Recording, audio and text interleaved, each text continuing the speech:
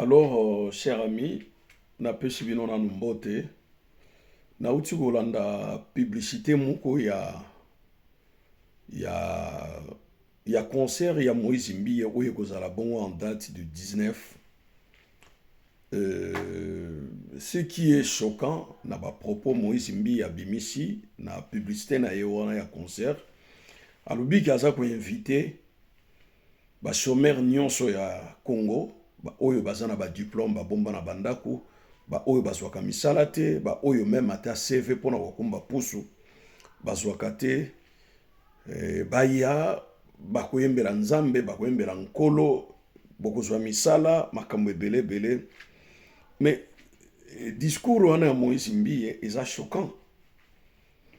Eza discours moko très choquant et choqué nga na niveau moko beaucoup yu ko imaginer te. D'abord, moi, je me pose des questions à chaque fois pour savoir qu'est-ce qui est dans la tête de l'homme congolais. Qu'est-ce qui est vraiment dans la tête de l'homme congolais? Je me pose cette question depuis longtemps. Je manque de réponses. Moi aussi, comme vous, nazalaki pe kaka na ba période moko je croyais. Prière ekoki ko changer ma vie. Prière ekoki ko memela nga kopo ya fufu. Yezu akoki kopesa ngai mosala, Yezu akoki kopesa nga diplôme, Yezu akoki kopesa nga visa na kende poto. Je pensais à ça. Je pensais vraiment à ça, mon bimba na ngai penda ezalaki na biloko wana. Et je priais beaucoup, nazalaki même na activité na église. Ba activité, voire même l'église, ezalaki na problème moko ya construction ya bâtiment moko ya moke, nga na mema ba brique na mapeka pona kokena na église croyant que Yezu ako bénir ngai makambo efungwama. Mais heureusement j'étais trop jeune. Et moi j'ai eu la chance, j'ai compris cette arnaque et à 24 ans. Vous comprenez? Donc j'étais jeune. Na mi komaki mokolo te pona ya ko comprendre ngo na retard. Nazaki trop jeune quand j'ai compris ça que ça arnaque, c'est l'escroquerie, c'est une mafia spirituelle. Na bimi mbala mo na kati libulo wana. Et depuis ce temps-là na tsaka sou makolo na nga na babiloko wana te. Na tsaka sou te. Vous savez tant toi qui bana mike tozo croire na makamba Jésus, makamba Nzambe, tozo croire ndenge babande ko expliquer biso. Mais toi que c'est une bande de mafieux. C'est une bande de mafieux bazo mbongo na ba maboko abatu. Et puis il ne se limite pas par vous arracher votre argent. Vous abusez encore avec des discours où vous avez nzambe mutalobi yango. Kindeko na lala kinzamba ebisinga boy. Ndeko na butu alelo nzamba lobeli nga boy. Ndeko ane ko sila te ko komana boy. Donc tout ce que Moïse Mbiye dit, et avant je ne calculais pas. Vraiment na banego calculer na nga été na banego kipe na nga makamone été. Mais cette fois-ci penda côté na lignée ya bescro oyo na ko charger ane oyo abongama. Na ko kimisa ata 4000 bandimi na église wana. Baluka misala balonga na ba fi wana basala vi na bango. Jésus a roya na été, Jésus pa kozala na été et l'homme pe kosala mana honte. Tokoli tokwe mikolo tokufi esili bato miso ba remplacer biso. Et siga moto okende alo la toli felo ezate. Donc ceux vous avez la croyance il y en a pas mais talibino. Et talibino.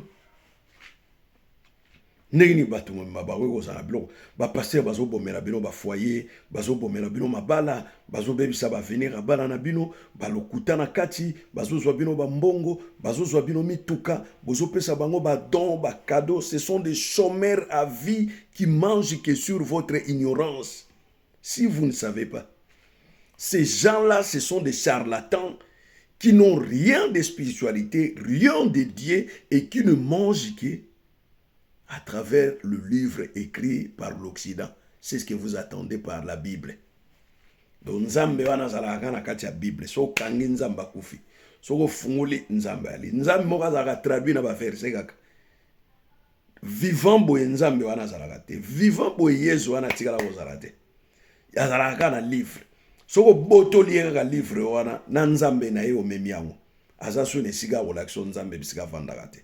Mais comment vous ne pouvez pas imaginer depuis longtemps bakamata nzambe mo bakotsa na kati ya livre. Batchacha ba vexé soki batangi bino mitema na bino ebebi. Soki batangi bino bobimisi bambongo na baposhi bopesi. Mais soki babotoli kaka livre wana na nzambe akei. C'est si au mona pasteur azote ya 100 livres wana. Donc bandeko na ngai bozalaka en otage spirituel na batouana. Et ils sont toujours en connivence avec la politique en place. Ils ne travaillent pas seuls, ces gens-là, ces charlatans-là, le pasteur-là. Donc, vous croyez vraiment que Nzambe a sali biso a pesi nyonso yokutu mutamokila weko pesate. Azana posa to yembela. Azana posa to sambela, to sambele nini. Aussi longtemps a pesi biso to senga yokutu te. Mais mukoni boza mayele ata une seconde na vie na bino. Mukolo nini boza mayele ata une seconde ya pamba na vie na bino. Yo iba merveilleux nzamba sali na mokili. Tu vas te poser la question, mais asala ki ongo pona nini? Est-ce que biso mutu senga ki? Non, tu senga ki te masali ongo pona biso. Busiko yozo senga nzambe nini? Est-ce que nzambe vraiment lobito remercier ye? Obi nzambe so lobito remercier nzambe mnekonanga. Sofa niga bwa nkolo zo lokum. Ah, nkolo zo lokum. Oko ba no remercier ata 10,000 fois na mokolo. Mais nzambe yebi ke eza punition. Bolamu bazelaka eloko te na retour. Vrai bolamu bazelaka. C'est comme ça babengaka la miséricordie. La miséricordie ezali bolamu moko yo nzambe apesi na yo azozela retour te. Mawa moko oyo akitisi likolo na yo azozela retour te ke ankolo osali pe mingi zwa mwa 500 € oyo aza nango posa te. Parce que bato wana bazoya na kombo na ye po baliaka bino mbongo babomelaka bino bafoye babotolaka bino basi na bandako na mituka bino bozaka ka croupi na ignorance na bino. Moïse Mbiye, je te condamne. Il faut retirer ba maloba na yo wana ya escroquerie. Oza un charlatan. Je te crois plus.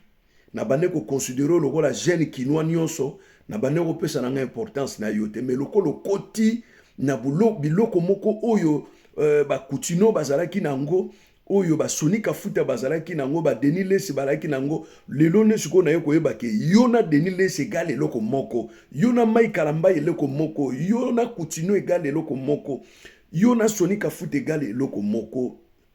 Moïse Mbile, t'es un escroc. Va au diable, t'es un escroc toi. Escroc bondo.